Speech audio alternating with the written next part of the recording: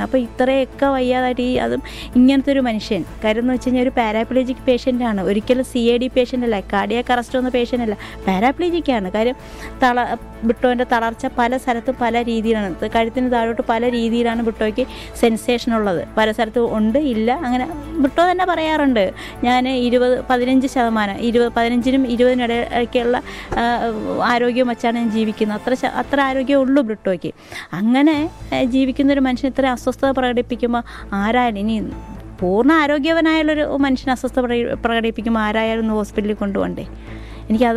എന്നിട്ട് അവസാനം ബിട്ടോ ചോദിക്കുന്നുണ്ട്, എനിക്കൊരു ഓക്സിജനുള്ള ആംബുലൻസ് കൊണ്ടുവരൂ എന്ന് പറയുമ്പോൾ ഓക്സിജൻ ഇല്ലാത്ത ആംബുലൻസാണ് കൊണ്ടുവരുന്നത്.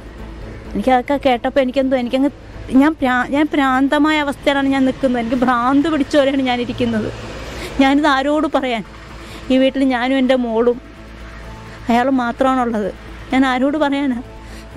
ഐസസാവ് വരുമ്പോൾ ഞാൻ പറയാനായിട്ടിരിക്കുവാണ്, കാരണം ഇങ്ങനൊരു അവസ്ഥ ഉണ്ടായിരുന്നു.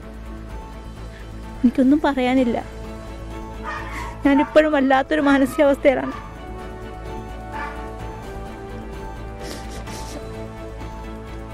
കാരണം ലോകത്തെല്ലാവർക്കും വേണ്ടിയിട്ട് ഓക്സിജൻ ശ്വസിക്കണം, അതിനുവേണ്ടി ബ്രിട്ടോൻ്റെ MLA ഫണ്ടിൽ നിന്ന് പ്രാണിന് വേണ്ടി ഒരു മരം, ആ പദ്ധതി എല്ലാ 5 വർഷവും 5 ലക്ഷം വെച്ചിട്ട് സിറ്റി മുഴുവൻ മരം വെട്ടതാണ്.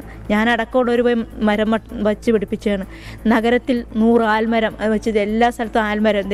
ഫോർട്ട് കൊച്ചിയിലുണ്ട്, ഒരെണ്ണം മഹാരാജ് കോളേജിൽ വെച്ചിട്ടുണ്ട്. അത് ആ ബീന പ്രിൻസിപ്പൾ വെട്ടിക്കളഞ്ഞ് ഞങ്ങൾ ചങ്ക് വെട്ടും പോലെയായിരുന്നു ഞങ്ങൾക്ക് ഫീൽ ചെയ്ത്. അത്രയും ജനങ്ങൾക്ക് അത്രയും ഓക്സിജൻ കൊടുക്കണം, കാരണം വയറ്റിൽ ആ ഭാഗത്ത് ഓക്സിജൻ്റെ അളവ് കുറവാണ്, 10% താഴെ ആളുകൾ മരിച്ചു പോകുമെന്നും പറയും. അത്രയും ജനത്തിന് വേണ്ടിയിട്ട് ഓക്സിജൻ വേണമെന്ന് പറഞ്ഞ് മുഴുവൻ മരം വെച്ച് പിടിപ്പിച്ച ആ മനുഷ്യൻ അവസാനം ഓക്സിജൻ ഇല്ലാണ്ട് മരിക്കേണ്ടുന്ന സ്ഥിതി വന്നപ്പോൾ എൻ്റെ ഒരു അവസ്ഥ ഒന്ന് ആലോചിച്ച് നോക്കും. എനിക്ക് ഭയങ്കര വിഷമം തോന്നുകയാണ്. ഞാനിത് ആരോടും പറയാം, എനിക്ക് ആരോടും പറയാം.